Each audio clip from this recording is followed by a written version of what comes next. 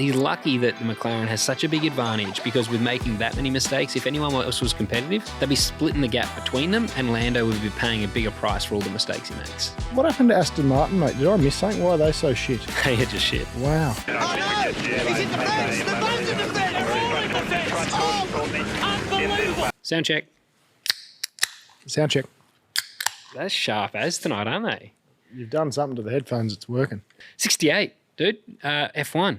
We're in Spa, Belgium, this weekend just gone. Glorious Spa, Rouge. It wasn't overly glorious. The weather was, well, Saturday was not too bad for the sprint race, but Sunday was not amazing. The race was very much delayed. And yeah, it was frustrating. As a fan watching, I was glad I didn't watch it live in the end because I could skip forward through the rain delay. But yeah, it's one of my favourite tracks. I mean, I was lucky enough to race there in British Formula 3. Love the place. Favourite corner, mate? Well, I think in the junior formulas, a lot of the track is awesome because the cars are smaller, drafting is huge. Favourite corner is probably Pouillon, actually, the fast left-hander there. In the F3 car, it wasn't quite flat. It was like, how close do you really want to go? But I think the shame for it at the moment, I've been thinking about this today, Spa it's one of my favourite tracks, but Formula One's outgrowing a lot of these tracks. Like, it's not the track that's the problem. The cars are so big now and they're so fast, they're braking so deep. The overtaking zones are tiny. And yeah, because there's been criticism over places like Suzuka. Spa, I mean, there's talk today on a lot of the pods that it should be dropped, which is quite sad when you think it's probably one of the best tracks on the calendar. And really, I think it's the car's outgrown the tracks. Is that, well, we're probably lucky it was a little bit wet then to cause a bit more passing because, as you say, if it was dry. Yeah, but it to be honest, it didn't. I mean, it was better than the sprint race. The sprint race was 15 laps. We can get into that in a moment. But I guess we'll debrief all the races in a second. But first note I had, actually, because we did get an Aussie win the race and slightly biased, very pumped up when Oscar gets the W. But one man that's not is Zach Brown. And it is nuts to think that he is... I'm sure he's somewhat unbiased, right? But Lando's his boy. And you can tell so much. When Lando wins a race, he's pretty much attacking everyone on the pit wall celebrating. And then when Oscar won on the weekend, it was like gentle high fives, kind of subdued celebrations. But it's very clear he's got a favourite. Is that because he's justifying the salary? Does he pay Lando more? I actually don't know. I think they're on the exact same salary. Oh, there you go. It's not that then. But you'd never know. That's what they publicly listed that because I actually saw that the other day with everyone's driver salaries. And I don't know. Whether that's bullshit. Half the time I swear that's bullshit. So you reckon he's got a bit of a favourite, golden-haired boy? Yeah. Wow. Yeah. I guess we start with sprint qualifying now, mate. There's no point going through practice because it was one practice and then straight into sprint qualifying. Oscar got the pole. Really what we see at Spa as well is starting on pole is not the biggest of advantages. If anything, it's a disadvantage. Probably, I think a couple of the drivers even said it's the worst track to take a pole position at because the draft is so big up Camel Straight to turn. So you go Eau Rouge, long straight. I think it's turn 4 then that would be. Yeah. The draft is massive and Max opted for a low downforce setup, which was impressive so in qualifying, he actually split the McLarens. Lando was 0.6 off of Oscar in qualifying. What did the British media think of that? I'm not sure what any chatter? I don't know what the reasons were behind that one. Right. So you had Oscar in the end, he was on a 140.5. Yep. Max pumped out a 140.98. So decent gap between first and second, really, when you're talking F1. Yeah. You then had Lando on a 141.1. Charles Leclerc was 141.2. That surprised me how close because Lando was a long way off Oscar. But for McLaren and the Ferrari to be that close was a surprise. Yeah, it looks like Leclerc. How do you pronounce his last name properly? Leclerc or Leclerc? Well, it depends where you're from. I'll say Leclerc. Leclerc obviously maximised that thing. It was like Ricciardo. Yeah. He even once said to me that he is actually Ricciardo. Ricciardo? Yeah, because it's Italian. But he did say it doesn't really matter because everyone gets it wrong. So just say Ricciardo is easier. Talk like this, Ricciardo. Yeah. So, and it is funny because even in the comments everyone say no. And I'm like, well, he did tell me that. Esteban Ocon, just in behind the Ferrari there in the Haas on 141.5. Carlos Sainz in the Williams, 141.7. He put that together. He actually said after the qualifying session, he said, this is what normally happens when things run smoothly. So I didn't hear what his excuse was on Sunday because it didn't really work for him. He definitely forgot. But that was cool to see Carlos up there again. Yeah, so Carlos was in 6th. Ollie Berman in 7th in the Haas, 141.8. So 2 Haas's in the top 8's Pretty impressive. Pierre Gasly in the Alpine in 8th on a 141.9. And then you had Isaac Hadjar in 9th in the Racing Bull, 141.9 as well. And then Gabriel Bortoletto in the Kick Sauber was a 42.1, rounding out the 10. Yeah. Bit of a mixed bag of fruit, really. It was a little bit. The one that surprised me in this one was Kimi Antonelli made a big mistake, had a spin in qualifying. That then also hindered Lewis Hamilton. Yep. And then Lewis. So Kimi surprised me. I thought the pace wasn't amazing, but the mistake was probably uncharacteristic, I thought. And then the other surprise was definitely Hamilton locking the rears and spinning. I don't know that there was really an answer to it. He tried to say that it was one of the upgrades that was in the car and said that that was the same upgrade Charles Leclerc had at the last round, which caused the same issue. But then the team, Mark Jean, came out and said, actually, no, that's not the case. I'm not sure what Lewis was trying to say, but that's incorrect. It's not. He actually they went against him. He went against and said, no, that was not the same thing that caused Charles to spin. So, jeez, that would cause a bit of an uproar. It would have, for sure. And unfortunately, in the sprint race, being only 15 laps, there wasn't a lot of change. And that was frustrating. I was probably most excited for the sprint race. I thought this is going to kick off. Action. But just notice, before you tuck into what you're about to say, I've noticed you've popped in here, Lando forgot. Should we start at Who Remembered Who Forgot for F1? Normally that's our supercar segment on what we like to say, who remembered and who forgot. But it's probably something that we could bring back into F1. We did. I think we had it in NASCAR in our latest pod as well. I think the Who Remembered Who Forgot, it transcends categories, that's for sure. Maybe for the F1 hunters that maybe don't listen to our other stuff, just so you do know, the Who Forgot, Who Remembered, because it started with teams tend to forget or fans tend to forget quite quickly. If you have a 10th, one weekend, you've forgotten how to drive, but the next weekend you win, you've all of a sudden remembered. And it's the old thing, the drivers say, well, we didn't forget how to drive or we didn't remember. Yeah. So that's where that stems from. If you haven't heard us talking about that, it basically says, it's taking a bit of tongue-in-cheek on if the car's right or the team's right or the driver's right. And drivers don't typically forget day to day. No. Like riding a bike. You could probably not ride for a year and remember how to ride a push bike down the shops if you needed to. Yeah, but if you got a flat tyre, the bike will be slower. It doesn't matter who's riding the bike. But yeah, Lando I put in as who forgot really because he was fast at Silverstone, obviously coming off the back of the win there. Whether you agree or not, I don't. We didn't really have too much of an opinion on that on our last F1 pod, but it did feel like really Oscar should have won that race, but he didn't. So the thing is he didn't. So coming off the last race, Lando's the superstar. Man. He's the man. And I saw Nico Rosberg said when Oscar makes a little mistake, he'll lose a spot.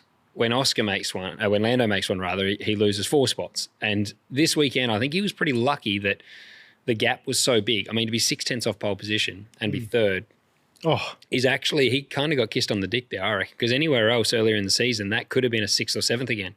In most categories globally, that's like 4 or 5 spots, let alone the pinnacle of motorsport. So that is, to your point, he's been very lucky there, hasn't he?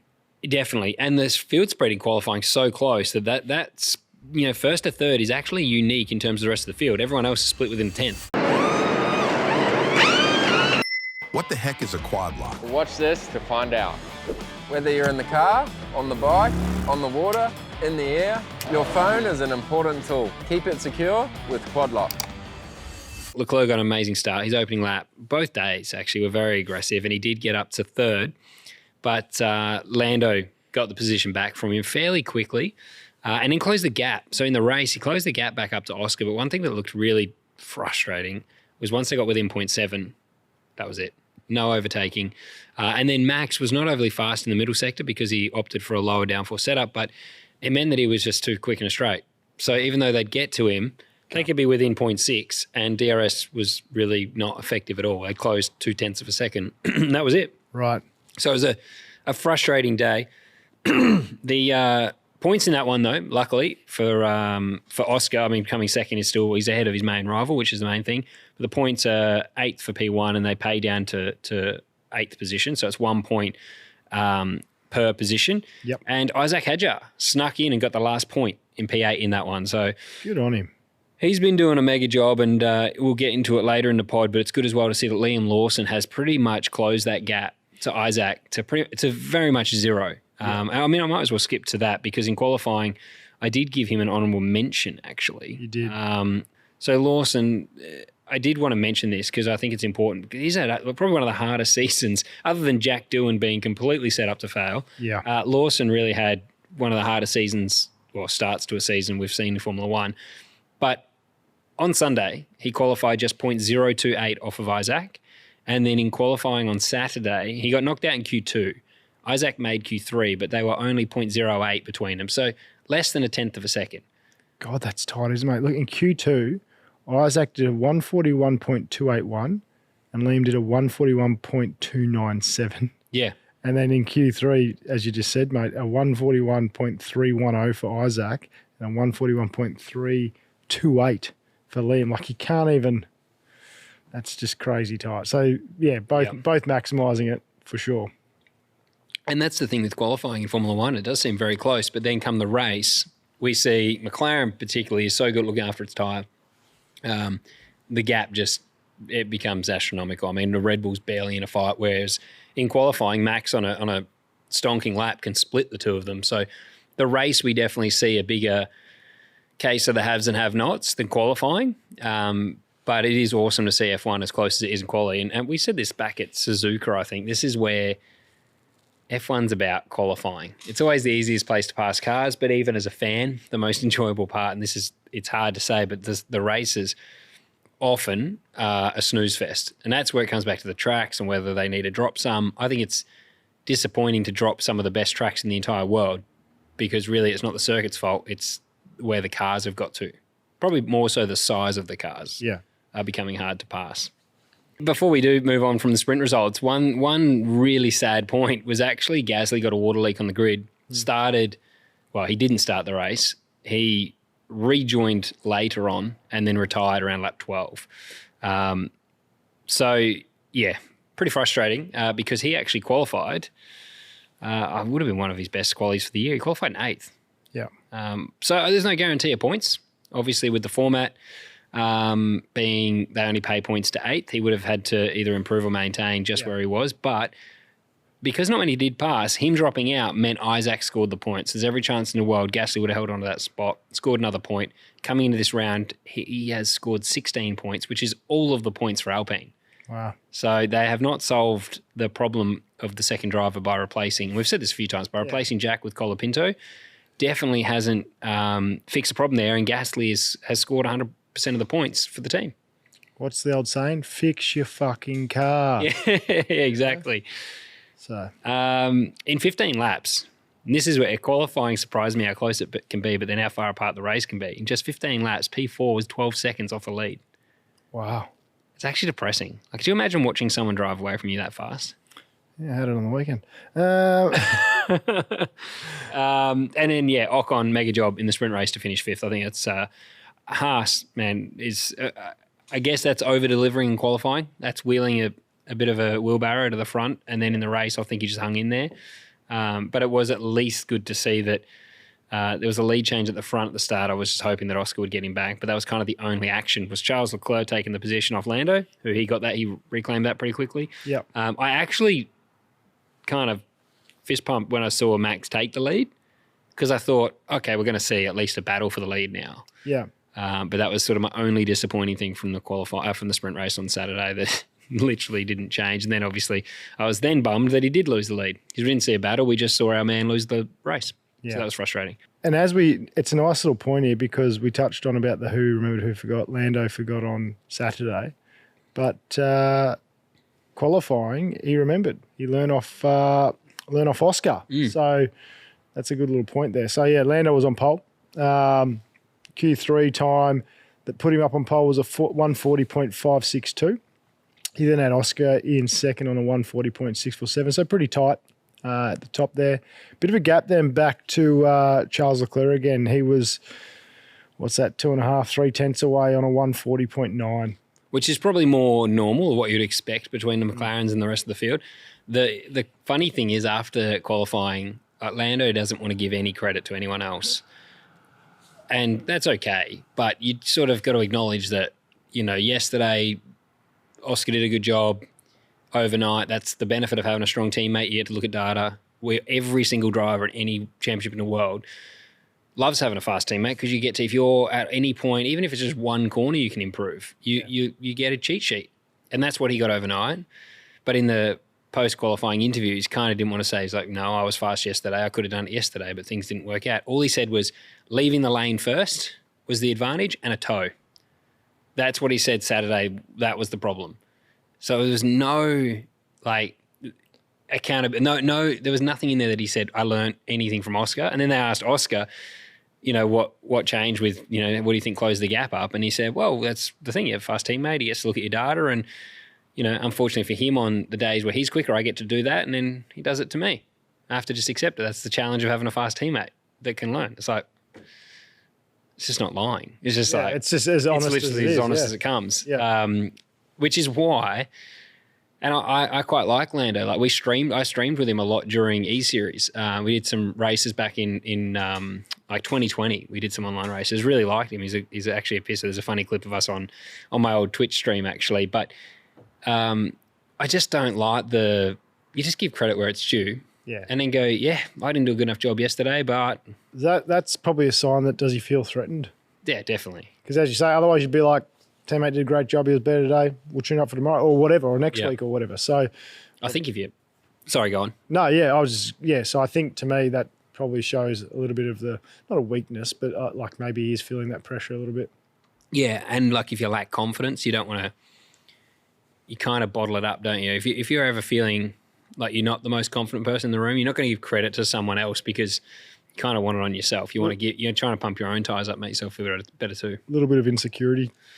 And then bravo to Alex Albon, P5. I think they said that's the highest qualifying for A Williams ever. In almost. But yeah, I think, he did such a good job, and it was disappointing though in this case because I put Carlos down as my who forgot. Carlos qualified. Where was he? He was 15th. P15. So he's gone from 6th to 15th, and then Albon has jumped up and qualified 5th. And frustrating thing is this is really the points day. This is where 25 for the win as opposed to 8 in the sprint race. So this is the day you want to qualify well. What happened to Aston Martin, mate? Did I miss something? Why are they so shit? They are just shit. Wow. Yeah. Disappointing, right?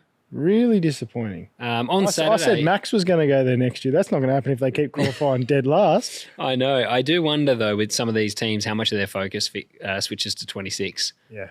We've got new regulations coming. You're not going to be wasting Adrian Newey's time fixing a wheelbarrow.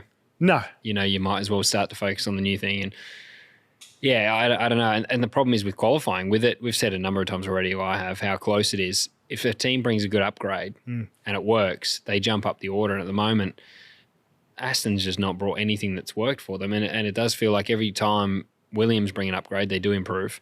But yeah, we're seeing even Haas qualify in the top 10. It's so competitive.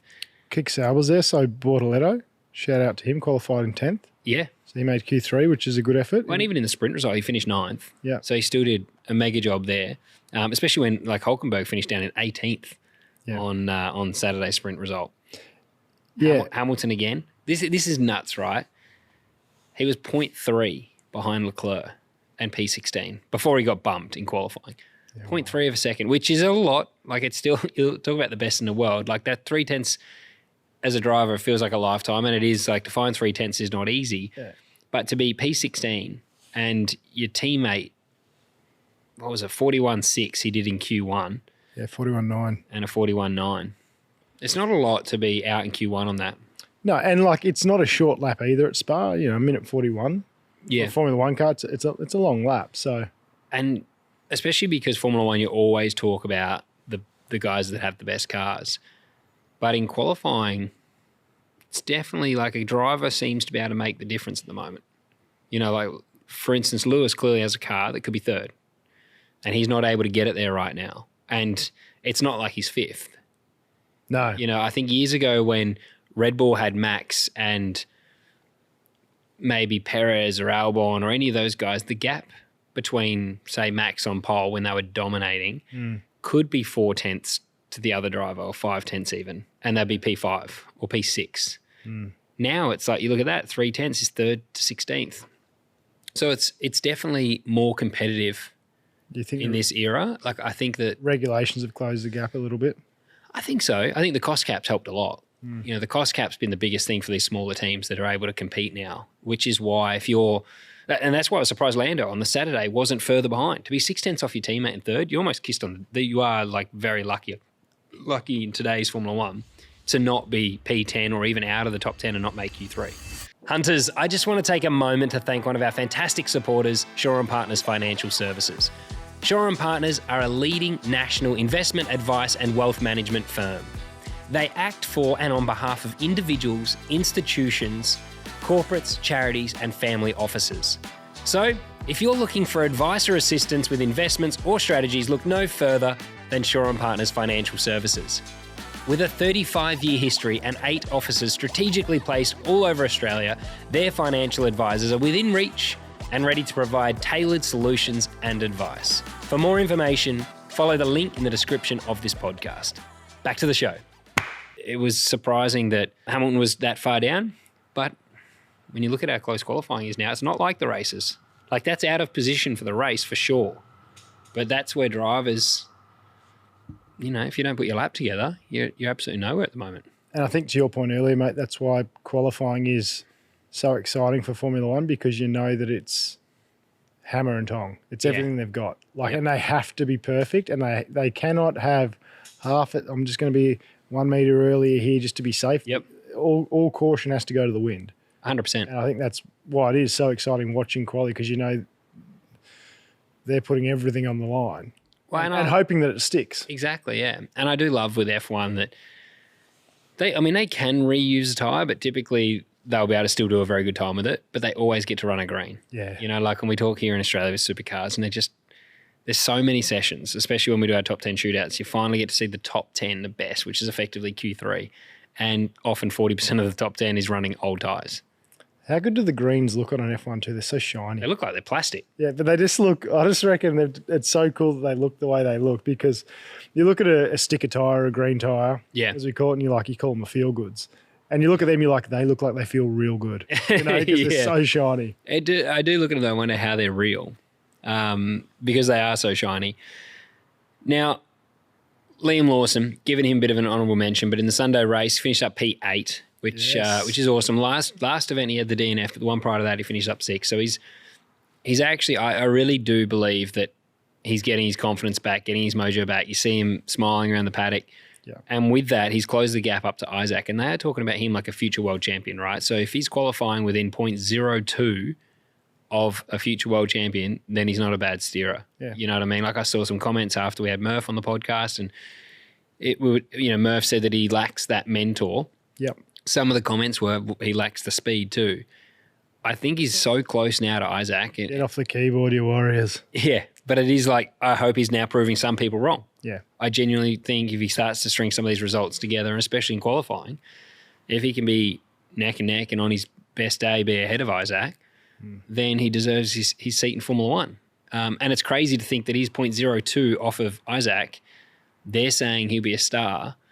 Yuki out-qualified Isaac. Like, I think that really Yuki's nowhere compared to Max. Like, it still comes back to that car being a shitbox, or at least just tailored so finely for one driver that no one else can drive it. The interesting thing with the Red Bull drivers, because obviously they're the ones that have been in the spotlight because no one can match Max. Yeah. But it's crazy to think that people then go out and say that they're not, like, you see how Red Bull operate.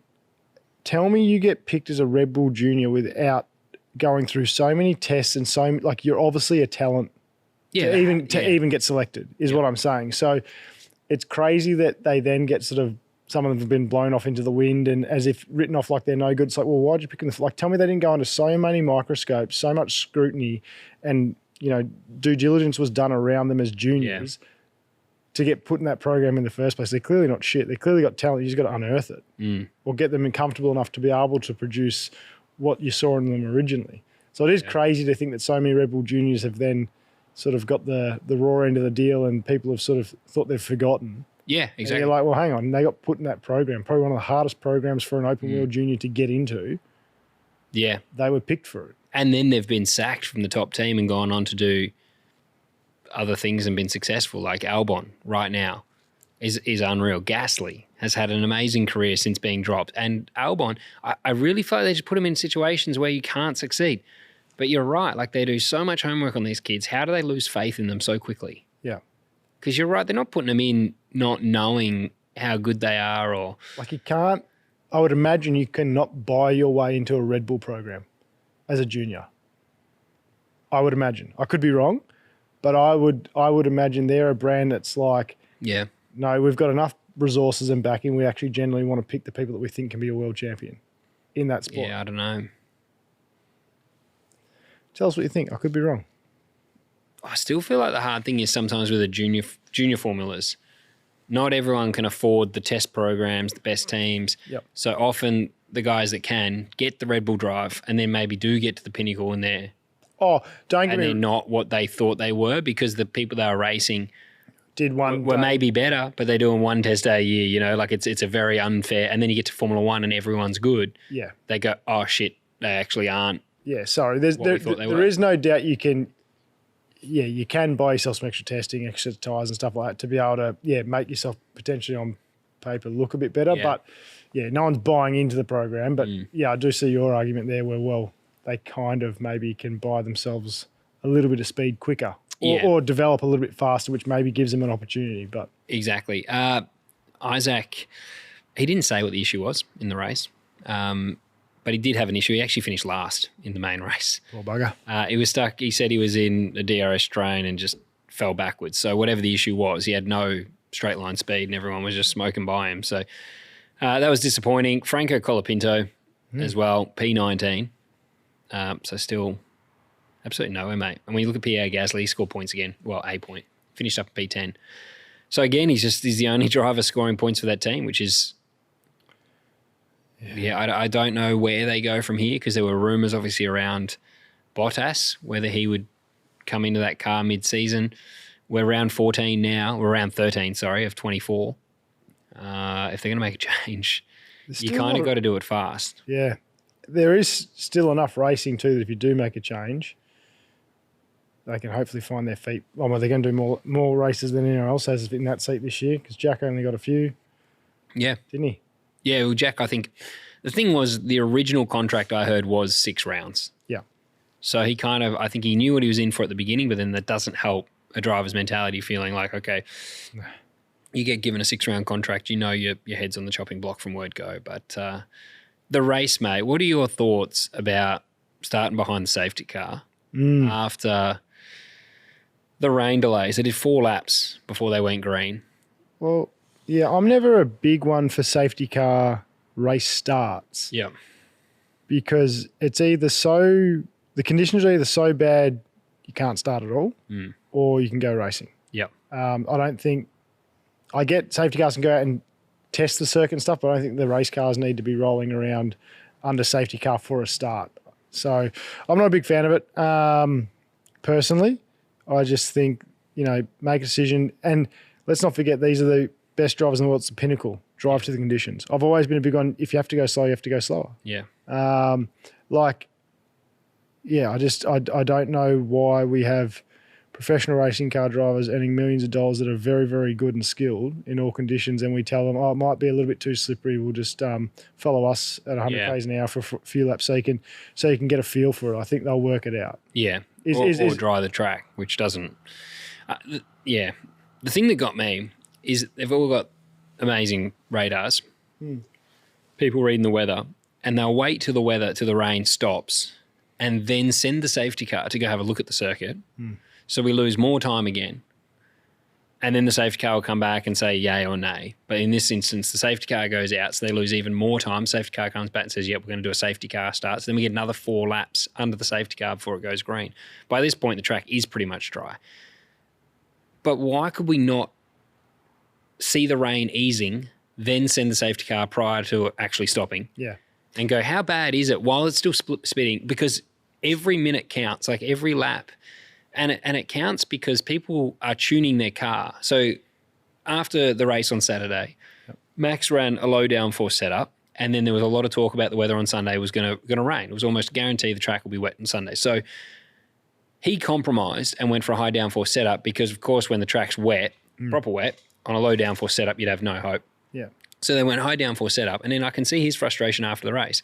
One, he said, I don't think they needed a rolling start because the spray wasn't that bad. Of course, he's going to say that because his car's set up. He's got an agenda.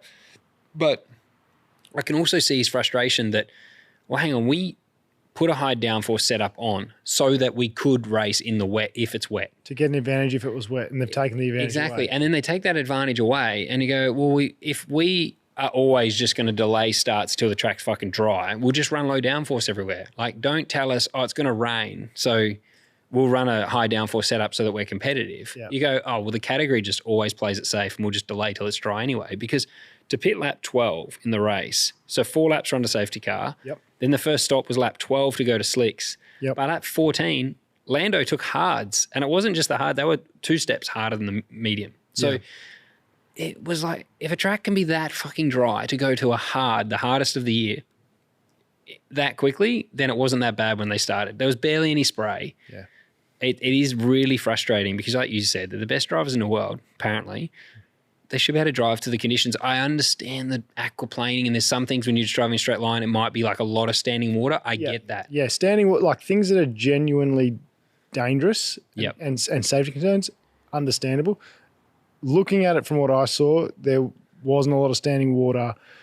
As you said, mate, it was dry within 12 laps with only 20 cars rolling around there on a track that's big. Yeah. So it wasn't that wet. Well, they do say they move like 1,000 litres per second, so they can suck up a lot of water. I don't want to downplay how much water a Formula 1 car moves. They can, but it's within 12 laps, as you say. Yeah. And for such a big circuit and so few cars, it clearly wasn't that wet. Yeah, and to go to the hard tyre. Yeah. Like, you're right. It's not that bad. Like if they got to lap 20, 25, you're like, oh, well, it took a bit to dry it up. Like, fair enough. Yeah. Half race distance, no problems. But, yeah, not that early in the piece. And even Lewis said, I don't think they needed a rolling start. The spray wasn't that bad. So it's not just us at the bar having a beer going, they should have just sent it. Jump in, yeah. And the run to turn 1 is so short. Like, I would understand if it was like at a circuit where it's the longest approach from the start-finish line to turn 1, where they're doing, they're in 5th gear by the time they get there. Spa is pretty much take-off brake. Yeah. And then so it's a low speed. Like, what's the difference between a rolling start when you exit turn 1 to a rouge than a standing start? There's no difference. No. And the danger of like the standing start, I think at Spa is so minimal because the top speed's low going into 1 from a standing start. Yeah. I don't think they really mitigated any risk at a track like that. Yeah, to your point, turn 1 wasn't really risk. Obviously, they were probably concerned about the risk at a rouge being so high speed and things like that, which is probably why they opted for... Yeah, but that's no different because they're full throttle before then. No, that's what I'm saying, but I'm saying that they've obviously thought about that, but then haven't really thought that it doesn't make a difference doesn't change the to approach. turn 1. So, but I'm saying, obviously, well, maybe that's where the safety car, because there are such high-speed spots there and they've had some tragedy there in the past, maybe they just played a real safe card. Yeah. Which may be fair enough. Yeah, I think that's a very good point, actually, with Antoine Hubert. Yeah.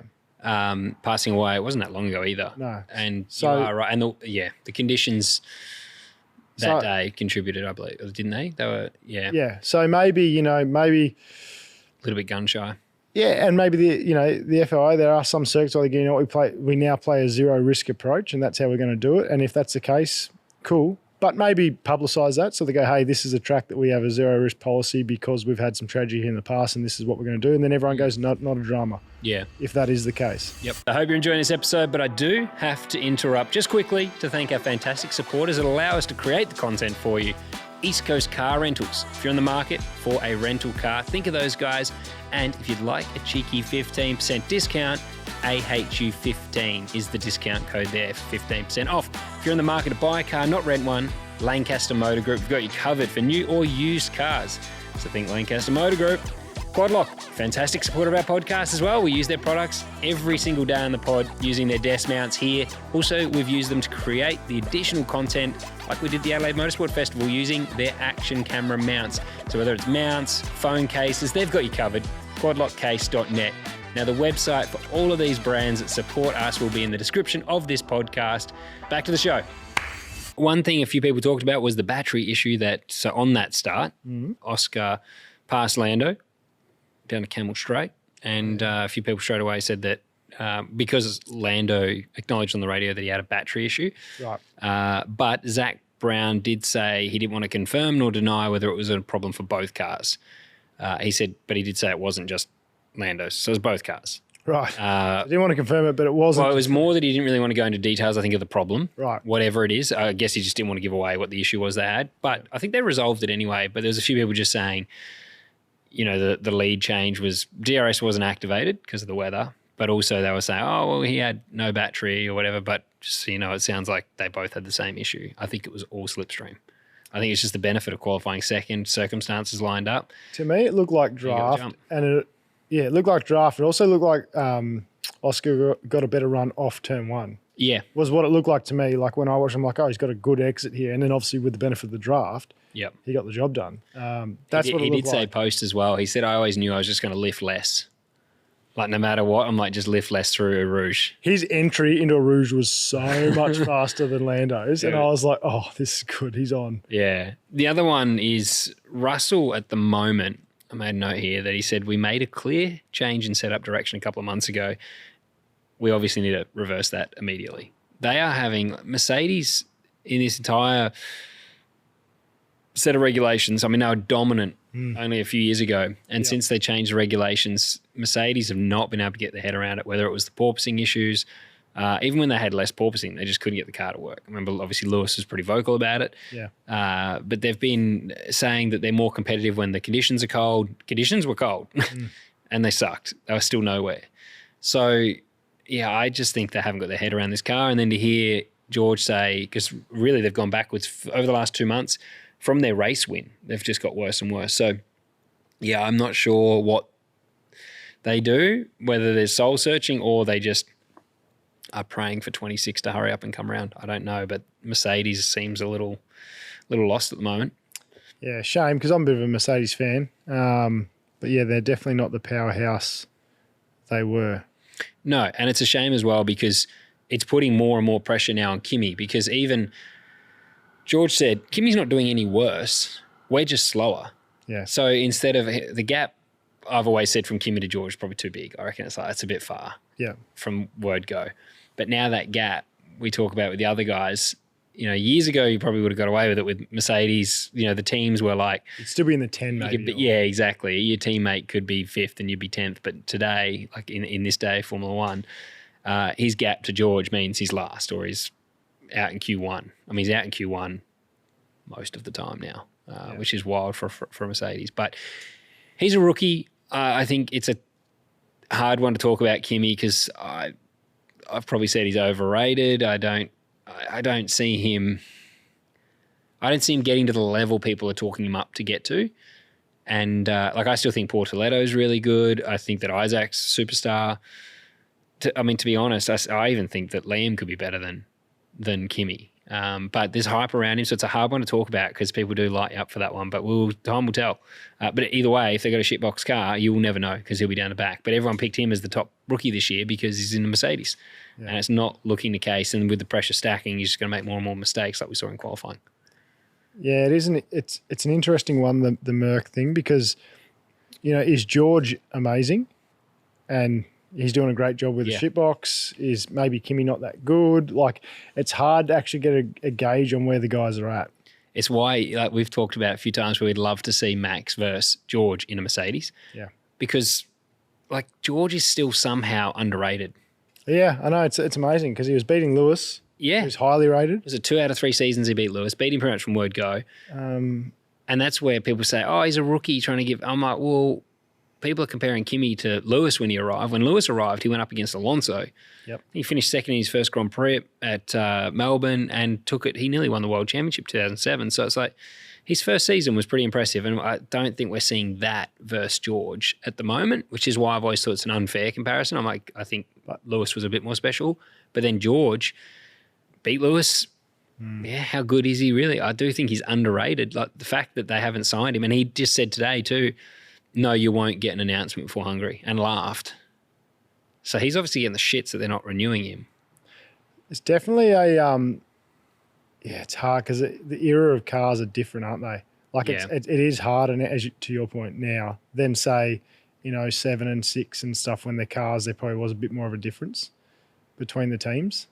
It's just, I think it is hard to judge now. I think it's hard to know, like to your point, because if you are 3/10 off, you're nowhere.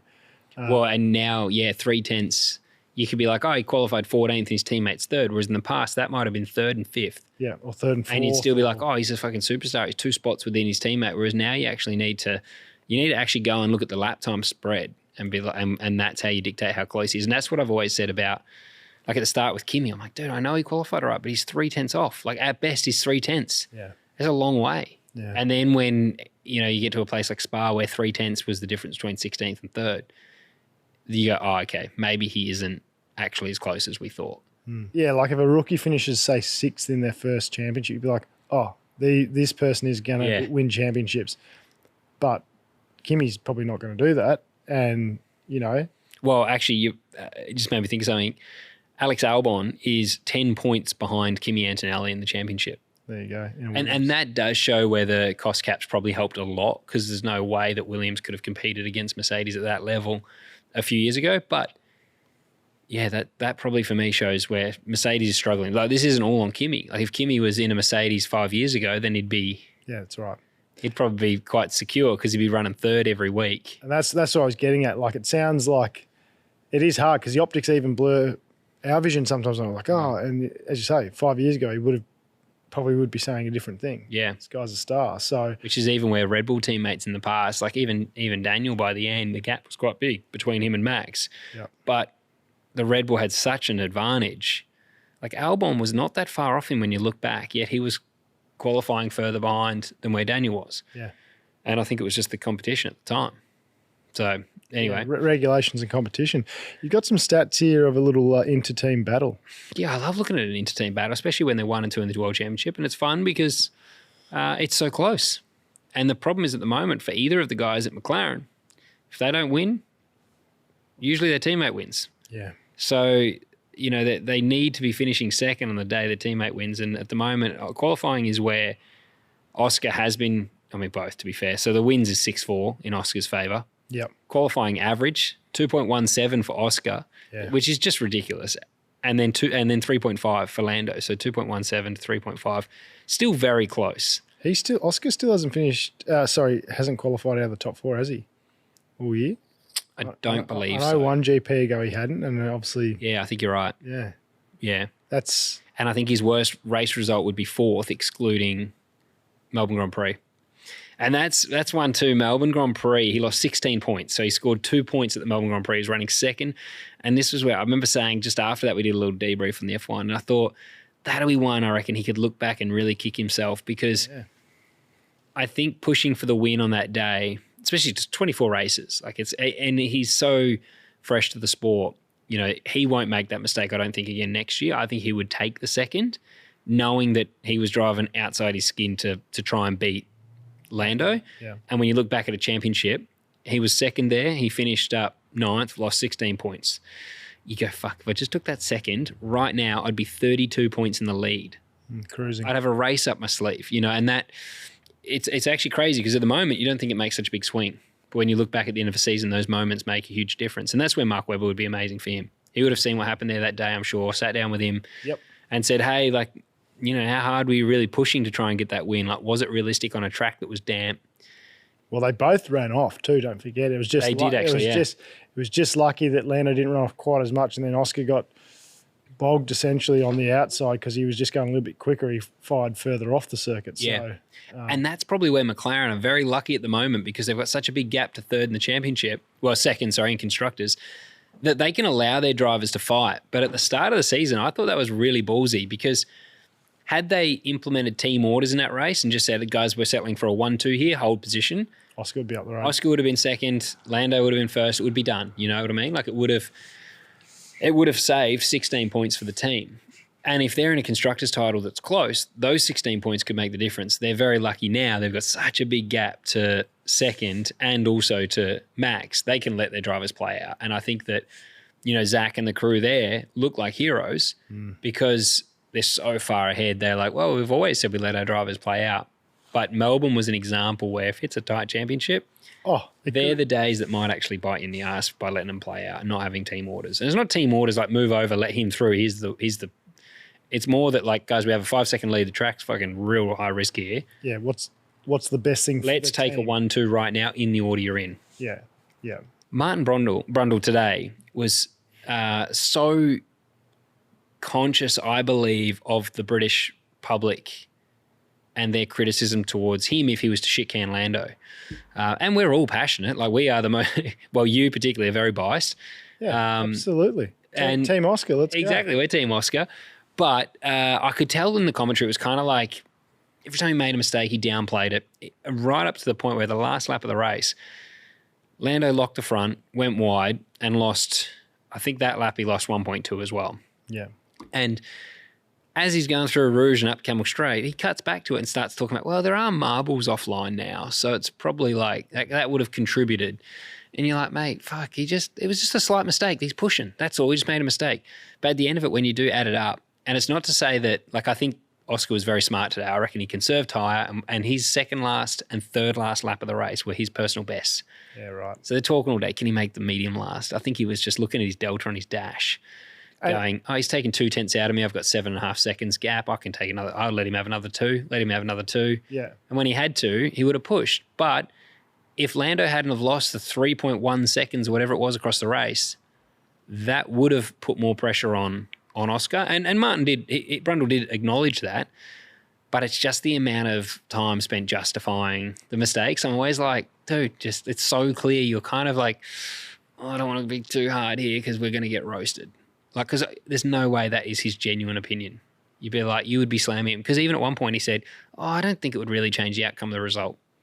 You're like, mate, he's 5 seconds behind. He's lost 3 seconds. He'd be almost within DRS now. Yeah. One small mistake from Oscar. Not that it happens. And that's the thing. They don't give credit and go, well, that was actually a faultless stint from Oscar. That's the thing. Like, if Lando's made 3 or 4 mistakes trying to just keep up with him. Yeah. And he's made none. Credit where credit's due, right? Exactly. And if you go on our socials, Apex Hunters United, I did do a little post. I saw someone, I can't remember the page that I screenshot it, but I kept their page on there. So credit to those guys whoever made the post. But it was Zach Brown pretty much saying that Lando has ice running through his veins after Silverstone. And I think, the qualifying times on Saturday were massive. Ice from, like, drugs? Yeah, no. You can't say that these days, can you? No, ice running through your veins? What? No? You can't say ice running through your I veins don't these know, days. can you? Depends how literal you think. Oh, yeah, let's... But he unfortunately is still making the mistakes that Oscar's not. And I don't know. I mean, it sounds like we're just fully on the bandwagon, but... Well, the British media are on the Lando train. Aussie media's, Aussie social media podcast, whatever you want to call us, are on the Oscar train. Yeah. But I do think we need to stick up for our boy because the broadcast that we get out here definitely don't. No. And today, this last one was quite frustrating because it's like, just admit he's making way too many mistakes to be, he's lucky that the McLaren has such a big advantage because with making that many mistakes, if anyone else was competitive, they'd be splitting the gap between them and Lando would be paying a bigger price for all the mistakes he makes. And you know what? They're probably actually, it's to Lando's detriment that they don't call him out on this shit because if they did, he might actually lift and, I think he'd crumble. Well, I mean, he may do, but he also may, like, if you just keep going, oh, he's okay, like, pat him on the bum, you're all right, mate. Yeah. And he's maybe not going to go, fuck, I need to actually, like, pull my finger out and be faultless here to beat this guy. Yeah. Or improve in any way I can, where, it's a bit like the kid falls over and the mother then goes and mothers them too much and stuff. And, I just think that maybe it might actually help him if they actually were honest and go, that was a pretty average stint from Lando. Yeah. He might go back and work a bit harder. Well, yeah, and it's even like he's eliminated social media this year. And I think, like, how is that sustainable? If you have to eliminate these things to not be distracted, then something else will arise that will distract you. Do you know what I mean? Like, if you can't, I feel like you can't maintain that mentality. You've got to be strong enough that withstand it. Things will enter your world that are a distraction. Yeah. You need to be able to put it to one side. You can't eliminate everything. And I think that's what, Nico Rosberg did really well in 2016 when he won the World Championship. He said he just pretty much said sorry to his wife and went, I am for 12 months giving this everything. There is nothing that will enter my world that's not related to Formula One and trying to win and beat Lewis Hamilton. But he equally retired at the end of that season because he said, I just couldn't do that every single year. Yeah. And that's what he said, that's what I would have to do to beat Lewis again. And I wasn't prepared to do that for my life, my family. It was too much. I feel like Lando's that guy. He needs to like really hone in, but then is that sustainable for a long successful career? And Brock Feeney said on our pod, one thing he's learned, we haven't released it yet, it's coming, but one thing I loved hearing him say is how much he's realised he enjoys the grind. And I'm seeing that in Lando, in Oscar, sorry. Yeah. I'm thinking Lando's missing that. He's the type of guy that's like, every time he gets kicked, he's back up stronger and he's trying to work out why it happened in the first place and be better. And it's like it looks like he enjoys the grind. Resilient. And that is why he could do this for, like, we could see him just get better and better over the next 10 years. But someone could send Lando a mean DM and the bloke goes to water. Yeah, and we said after the British Grand Prix, watch Oscar come out and like go 5 straight or something silly. Like, and he even said, he goes, I'll just use this frustration I'll remember this, and you can see. So sounds harsher than it is because the way we've talked about Lando in the past, he's kind of like the Ayrton Senna, the raw speed. And I don't know whether he had all these sort of things that like was as emotional or whatever, I'm not sure. But in terms of like one lap speed, when Lando's on, he's on. Like he is. Do you know who I think Lando's ridiculously more like? fast? But then Prost says he's like Prost came out and said, that Oscar, he sees himself in Oscar. And that I kind of get after we spoke to Stephanie Hansen. He said that he always thought Senna was unbelievably fast, but he thought that Prost was better. And I think that's through like hard work and talent versus just talent. You know what I mean? Do you know who I think Lando's more like? Who? James Hunt. I don't know. As in just the whole approach to racing and, you know, is he? No, I think Lando's a very hard worker. I'm not saying he's not a hard worker, but I don't know. Maybe I'm wrong. I just think he's extremely talented. Yeah. And to your point, maybe is it more natural? Yeah, I think it's, Where I think James Hunt, from what you see in the movies and all the remakes and stuff, he was obviously naturally quite gifted. Maybe didn't put the work in where required, easily distracted, enjoyed, you know, a blonde and a cigarette. But maybe I don't know. That's just like one thing I think. Like it looks like Lando definitely enjoys the Formula One lifestyle. I think he definitely probably works harder than what James Hunt did. There's no doubt about that. But I actually saw an interview with Lando saying he never got a tattoo. He was going to get one somewhere, and then someone told him it could affect his performance. Right. So he never got the tattoo. So he is that refined. Yeah. But I just think he's maybe a little bit too easy. He's not mentally like, and he even said in that Drive to Survive, you know, Max was brought up different to me. And I'm just not like that. Like I wasn't brought up in a harder, tougher upbringing. You know, he's brought up with kisses and cuddles, which is fine. And you see that with the celebration with his dad. His dad's a very emotional guy. But when you're headbutting with a guy who just is rock solid, I don't know how you beat them. Oscar would be giving me the shits right now. Don't you reckon? Like, 100%. It would be doing your fucking head in. You'd be like, how every time I do well, he does better. Like the next day, you know, I beat him today. Yeah. Then I'm like, fuck, he's going to come back tomorrow and not make a mistake and make the medium tire last, you know, like. Yeah. And even getting second was actually an advantage. So that's the other thing. Like Lando would be like, for fuck's sake, I did everything. I got the pole position. Yeah. And then it ends up being at a track that pole is a disadvantage. And then Oscar gets the upper hand there. So then you leave this event feeling like you're down on a bit of confidence because it didn't go your way again. And it's only this weekend. Like you've not got long to get your shit right and bounce back. No, it's a hectic schedule those guys go through. Oh, mate, wild. They're back in Hungary this weekend. As you say, like how do you clear your mind, go again? Yeah, very, very tough stuff. Quick one before we wrap this up. Has Lewis Hamilton lost his edge, mate? And I'm a big Lewis fan. Yeah, qualifying. You put this in on the one lap tyre push. Do I think he's lost his edge? Or you're asking me? You. I'm going to say no. So you reckon like because I don't know why there's a gap there. Yep. But I would just like to think no, he hasn't. Yeah. He has said that this is the first time his crew's driven a car that wasn't like designed for him.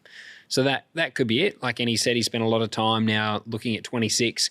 and giving the engineers a lot of documents on this is what I think we're lacking. This is like structurally what I'd like to change with the car. So he's working hard on that, and maybe he is struggling to just optimize the car over lap because it doesn't suit him.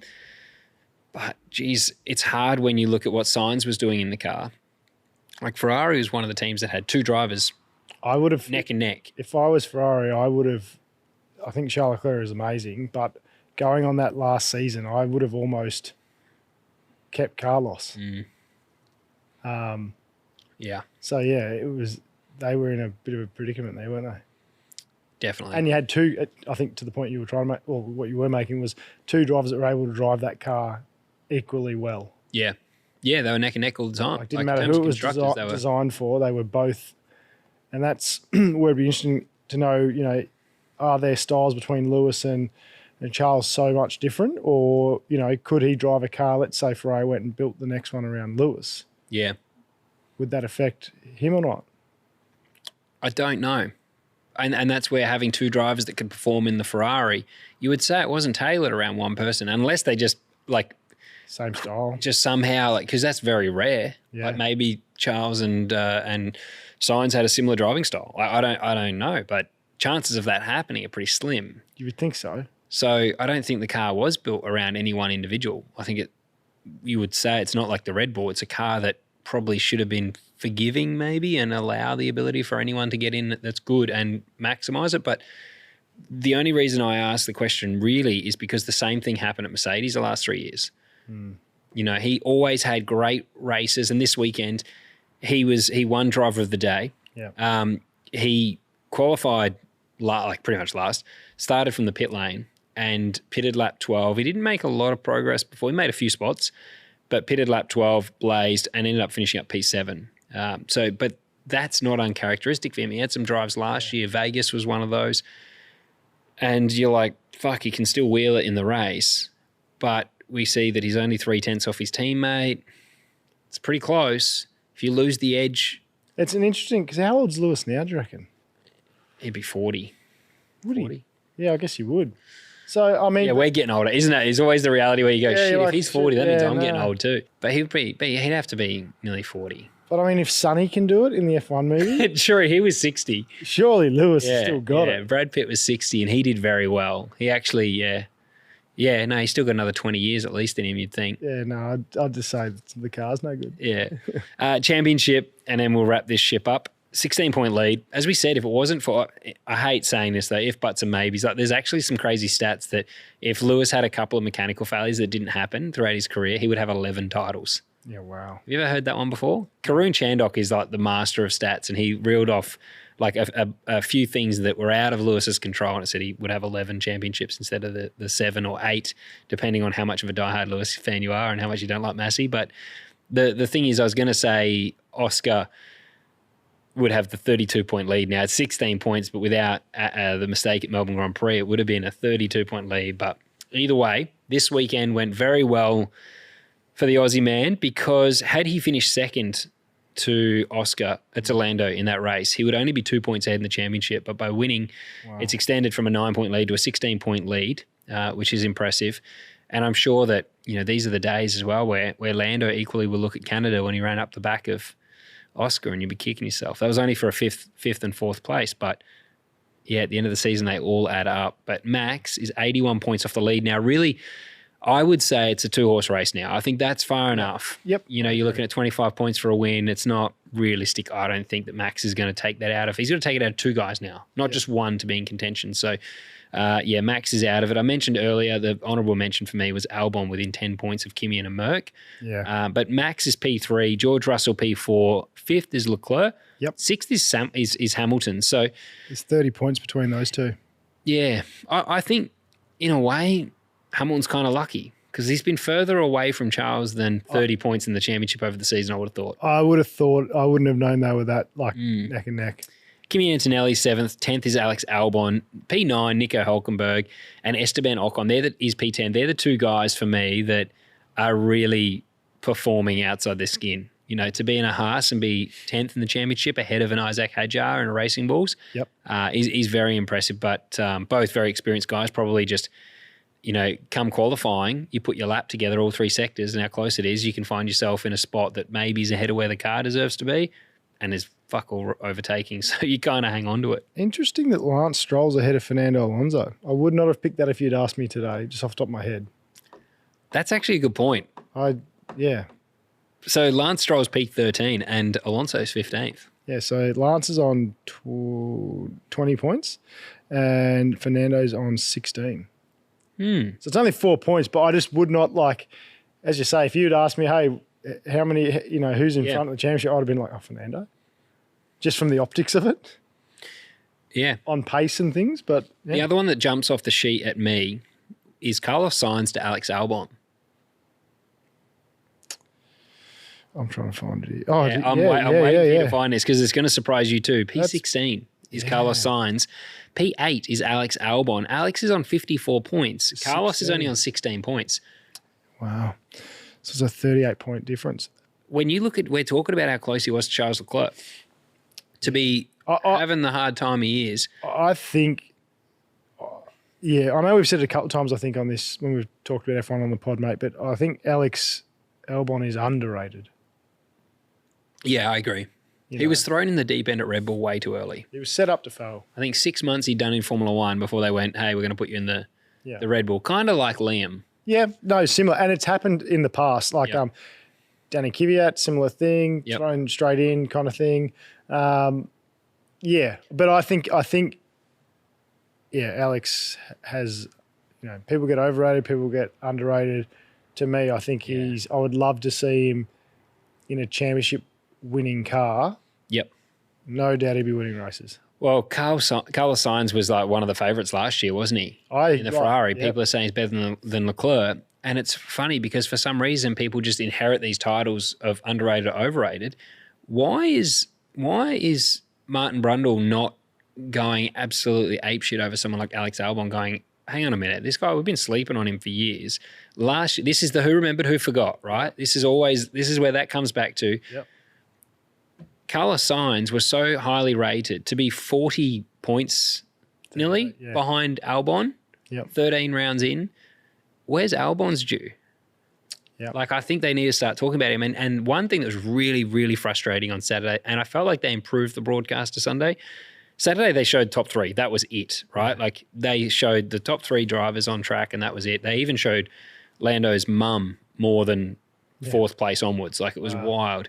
I heard one pod, actually, it was quite funny. They said it's almost like the producer has something for mums right now because we're seeing them more than we're seeing the cars on track. And Alex Albon, when he went P5 on Sunday, I'd say they improved the broadcast. The race Saturday to Sunday was better. Yeah. But in qualifying on Sunday, when Alex Albon went P5, they never showed him cross the line.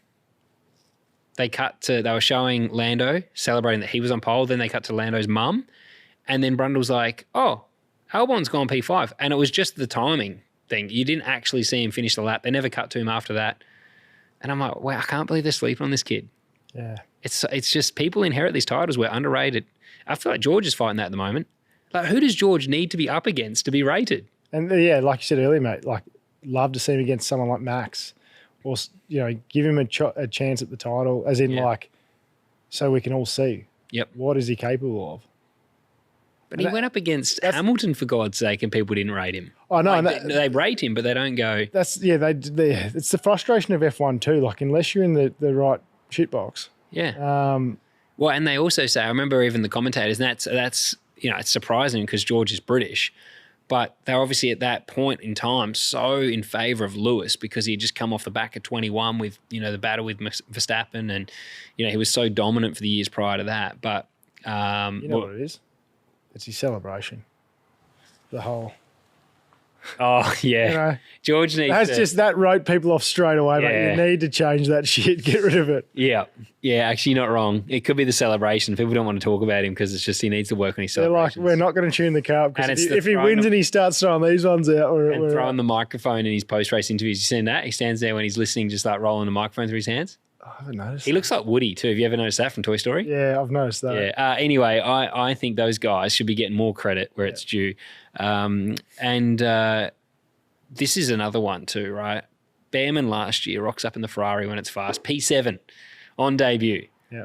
Made it look easy. Made it look easy, and everyone's jerking him off, saying, how good's this? Kind of like Colapinto. He turns up, scores points, I think, on debut, then writes off 30 cars, and somehow that first impression lasts forever. But you look at it right now, Ollie Behrman's 18th, right? Esteban Ocon is P10. Yeah. Esteban Ocon's scored 27 points to Ollie Behrman's 8. Yeah. Now, I know he's a rookie, but again, like you can't really, at this level, I think with the sim work they do and the amount of preparation they do in laps prior, like, you know, Carl Reindler said on our pod the other day, the laps that Kimi Antonelli did prior to joining full-time as a driver was ridiculous. He's testing the old car flat out. These guys have a lot of resources at their fingertips. So they're not arriving as rookies. You know, they are well-fined machines, and effectively when someone can go P7 in a fast car, but then get outscored by Esteban Ocon, you just don't – they're not pumping up Esteban's tyres right now. Yeah. You know, but as soon as Behrman qualifies well, they jump on him. They talk about him because of his first impression. So these first impressions, I think, in motorsport sometimes have way too much impact than they should. Yep. Happens a lot. I mean, look at Nick de Vries back in the day. He scored points in a Williams on debut at Monza. He was sacked 6 months later because he was no good. But it's like that first impression, he got a drive out of it. It's like, oh my God, he's the next best thing. It happens in every category. Every supercar team does it. Every team owner signs a new driver, sells the dream to their sponsors 6 months later. Oh, he wasn't what we thought he'd be. On to the next one. Happens. Yeah, anyway. It's one of those things in motorsport. It's very weird. And I don't know how you change the narrative. Once you have that stigma, like how does Albon get himself in a Ferrari or a Red Bull again or a McLaren? I really hope Williams come back to the top. I would love to see them as contenders again. Yeah, that'd be a fairy tale little story, wouldn't it, for Formula One? McLaren were dead last in the Constructors' Championship not that long ago. Yeah, it can be done. It can be done. Yeah. It'd be very cool to see. Yeah, I agree. But there we go, mate. There's our F1 recap. Nailed it. Enjoyed it. The race, unfortunately wasn't as much fun as the pod was to record tonight. No.